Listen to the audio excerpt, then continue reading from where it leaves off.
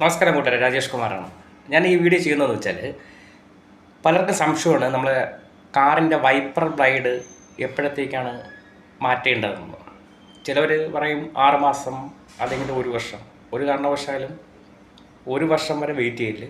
ഓരോ 6 മാസം കൂടുന്തോറും വൈപ്പർ ബ്ലൈഡ് മാറുന്നത് നല്ലതായിരിക്കും.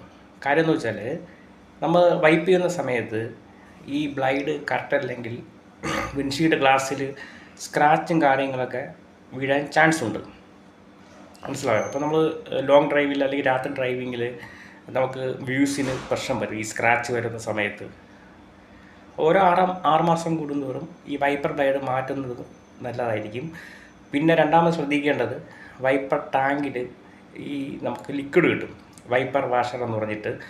അത് ഉപയോഗിക്കുന്നത് വളരെ നല്ലതാണ്. മറ്റത് ഹാർഡൻസ് നമുക്ക് ഫീൽ ചെയ്യും. കാര്യം എന്ന് വെച്ചാൽ ഇത്